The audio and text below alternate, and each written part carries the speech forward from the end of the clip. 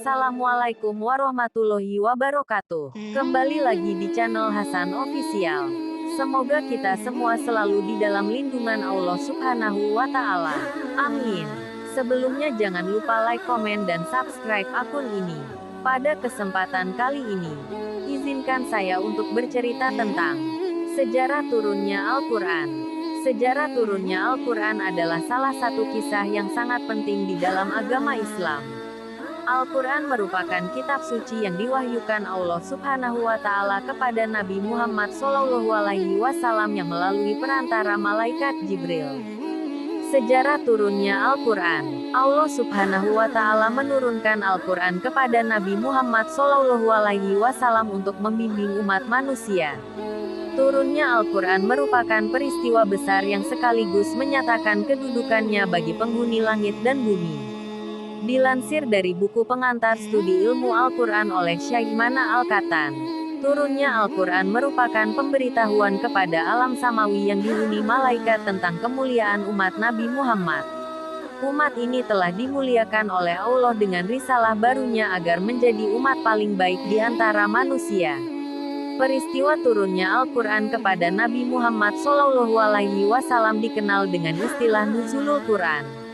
Nuzulul Quran merupakan peringatan turunnya Al-Quran pertama kali dari Lauhul Mahfuz pada tanggal 17 Ramadan.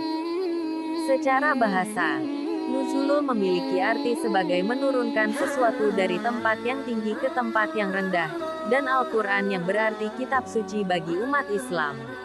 Maka, Nuzulul Quran bisa didefinisikan sebagai peristiwa turunnya Al-Quran dari tempat yang tinggi ke muka bumi. Ayat Al-Quran yang pertama kali turun adalah surat Al-Alaq ayat 1-5. Al-Quran pertama kali turun untuk Nabi Muhammad yaitu di Gua Hiro, pada tanggal 17 Ramadan tahun 610, sehingga tanggal 17 Ramadan diperingati sebagai Nuzulul Quran hingga saat ini. Turunnya ayat ini sekaligus menjadi awal dari kenabian Muhammad SAW. Turunnya Al-Quran juga menjadi awal perjuangan untuk menyebarkan ajaran agama Islam. Al-Quran diturunkan secara lengkap ke langit dunia. Al-Quran diturunkan oleh Allah Subhanahu wa Ta'ala pada malam Lailatul Qadar dari Lauhul Mahfuz ke langit dunia.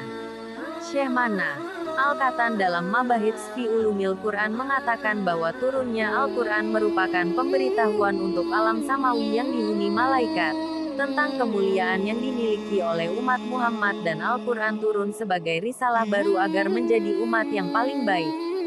Dengan mengumumkan kepada penghuni alam samawi bahwa kitab Al-Quran ini merupakan kitab yang terakhir dari kitab-kitab yang diturunkan dan disampaikan kepada Rasul terakhir untuk umat yang paling mulia.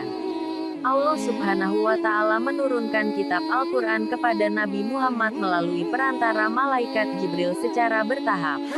Al-Quran diturunkan secara bertahap selama kurang lebih 23 tahun kepada Nabi Muhammad untuk menjadi pedoman dalam kehidupan. Sejarah turunnya Al-Quran dimulai ketika Nabi Muhammad SAW berusia 40 tahun pada 610 Masehi. Pada saat itu, Nabi Muhammad berada di Gua Hira lalu didatangi oleh malaikat Jibril yang memberikan wahyu pertama kepada Nabi Muhammad. Setelah itu, Al-Quran turun secara bertahap selama kurang lebih 23 tahun. Turunnya ayat Al-Quran menyesuaikan dengan permasalahan sosial, krisis moral, keagamaan yang sedang terjadi. Sejarah turunnya Al-Quran juga terbagi ke dalam dua periode, yaitu periode Mekah dan periode Madinah. Periode Mekah disebut dengan ayat Makkiyah, sementara periode Madinah disebut dengan ayat Madaniyah. Sampai di sini saja cerita dari saya. Kurang lebihnya mohon maaf. Wassalamualaikum warahmatullahi wabarakatuh.